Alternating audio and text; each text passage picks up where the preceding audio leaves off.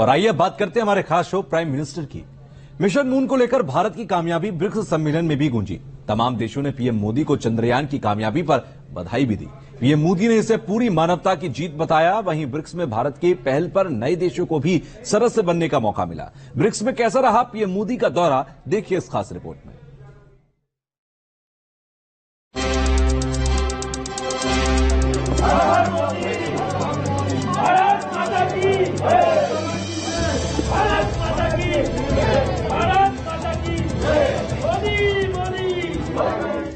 BRICS सम्मेलन में भी दिखा हिंद का दम।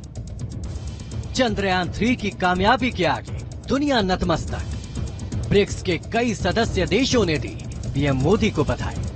मिशन मून की कामयाबी के बाद भारत का डंका पूरी दुनिया में बज रहा है। भारतीय वैज्ञानिकों का लोहा पूरी दुनिया मान चुकी है। जोहानिसबर्ग से पीएम मोदी ने चंद्रयान 3 की कामयाबी पर वैज्ञानिकों को बधाई दी तो ब्रिक्स में डिनर के दौरान पीएम मोदी को भी बधाई देने वालों का तांता लग गया। बांग्लादेश की प्रधानमंत्री शेख हसीना, साउथ अफ्रीका के राष्ट्रपति सिरिल रामाफोसा और रूस के विदेश मंत्री सरगेई लावरोव ने बड़ी ही गर्मजोशी के साथ मोदी को बधाई दी। और अब जरा ये तस्वीर देखिए, पीएम मोदी कैसे ब्राजील के राष्ट्रपति लूला डी सिल्वा को भारत की कामयाबी की खबर दिखा रहे हैं, जिसकी हेडलाइन है मोदी का भारत बहुत बेहतरीन है। कामयाबी भारत ने हासिल की, लेकिन पीएम मोदी मानते हैं कि ये कामयाबी महज भारत की नहीं बल्कि पूरी मानवता की है। मैं यहाँ कल से अनुभव कर रहा हूँ, हर किसी से बधाइयां मिल रही हैं और दुनिया भर में भी इस सफलता को एक देश की सीमित सफलता के रूप में नहीं, लेकिन पूरी मानव जाति की एक महत्वपूर्ण सफलता के रूप में स्वीकार किया जा रहा है। ये हम सभी लोगों के लिए अत्यंत गर्व का विषय है और भारत के वैज्ञानिकों को पूरे विश्व की तरफ से अभिनंदन का अवसर है।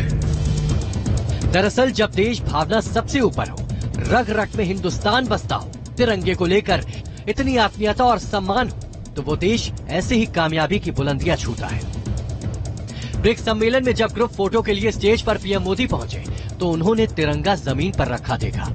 यहाँ दूसरे देशों के झंडे को भी रखा गया था। मकसद था सभी नेताओं को उनकी तय जगह बताना, लेकिन पीएम मोदी ने तिरंगे को उठाया और अपनी जेब में रख लिया। उन्हें देखकर दक्षिण अफ्रीका के राष्ट्रपति सिरिल रामाफोसा ने भी अपने देश के झंडे को जमीन से उठा लिया। चंद्रयान की कामयाबी ही नहीं, भारत जिस तरह से उभरती हुई ताकत बन रहा है, उससे भारत की बात हर मंच से गंभीरता से सुनी जा रही है। पीएम मोदी ने ब्रिक्स सम्मेलन में नए सदस्यों को शामिल करने की बात कही और 6 नए सदस्यों को न्योता भी मिल गया। ये 6 नए देश हैं: अर्जेंटीना, सऊदी अरब, यूएई, मिस्र, इथियोपिया और ईरान शामिल है। ये देश 1 जनवरी 2024 से ब्रिक्स के परमानेंट सदस्य बन जाएंगे। जिन देशों को ब्रिक्स का न्योता मिला है, उन्हें पीएम मोदी ने भी बधाई दी है। भारत ने ब्रिक्स की सदस्यता में विस्तार का हमेशा से पूरी तरह समर्थन किया है। भारत का ये मत रहा है कि नए सदस्यों के जुड़ने से ब्रिक्स एक संगठन के रूप में मजबूत तथा हमारे सभी साझा प्रयासों को एक नया बल देने वाला होगा। इस कदम से विश्व के अनेक देशों का मल्टीपोलर वर्ल्ड ऑर्डर में विश्वास और सुदृढ़ होगा। ब्रिक्स शिखर सम्मेलन में पीएम मोदी ने 5 सुझाव भी दिए। सदस्य देशों के बीच आपसी सहयोग बढ़ाकर ब्रिक्स को मजबूत करने का तरीका भी बताया। पीएम मोदी ने जो भी सुझाव दिए उनमें अंतरिक्ष के क्षेत्र में सहयोग बढ़ाने पर जोर दिया गया। शिक्षा, कौशल विकास और प्रौद्योगिकी में सहयोग का जिक्र हुआ। ग्रामीण बच्चों तक शिक्षा पहुंचाने का भी जिक्र किया गया। स्किल्स मैपिंग, ट्रेडिशनल मेडिसिन और बिग कैट्स की सुरक्षा पर जोर दिया। पीएम मोदी ने ब्रिक्स को अंतरिक्ष के क्षेत्र में सहयोग की दृष्टि से बेहद अहम बताया। स्पेस के क्षेत्र में सहयोग, हम ब्रिक्स सैटेलाइट कॉन्स्टेलेशन पर पहले से काम कर रहे हैं। एक कदम आगे बढ़ाते हुए हम ब्रिक्स स्पेस एक्सप्लोरेशन कंसोरियम बनाने पर विचार कर सकते हैं। इसके अंतर्गत हम स्पेस रिसर्च, वेदर मॉनिटरिंग जैसे क्षेत्रों में ग्लोबल गुड के लिए काम कर सकते हैं। पर्यावरण प्रेमी पीएम मोदी ने ब्रिक्स के मंच पर बिग कैट की सुरक्षा पर खास जोर दिया। मेरा चौथा सुझाव है बिग कैट्स के संबंध में। ब्रिक्स के 5 देशों में बड़ी संख्या में विभिन्न प्रजातियों के बिग कैट्स पाए जाते हैं। इंटरनेशनल बिग कैट अलायंस के अंतर्गत हम इनके संरक्षण के लिए साझा प्रयास कर सकते हैं। पीएम मोदी ने सेनेगल के प्रधानमंत्री अमातो बाद से द्विपक्षीय बैठक भी की। ये बैठक दोनों देशों के दूतों की मौजूदगी में हुई।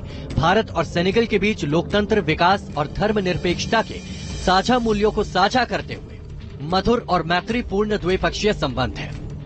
इससे पहले पीएम मोदी ने इथियोपिया के प्रधानमंत्री अबी अहमद के साथ द्विपक्षीय बैठक की थी।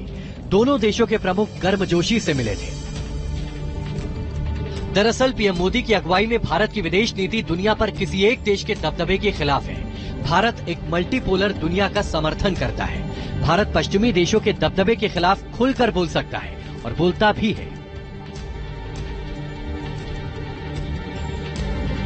भारत ब्रिक्स से जुड़कर कई बड़े संगठनों WTO, वर्ल्ड बैंक और IMF के विकसित देशों के दबदबे को खुलकर चुनौती देता है और ये भारत की हनक का ही नतीजा है कि दूसरे सदस्य देशों का भरपूर समर्थन मिलता है।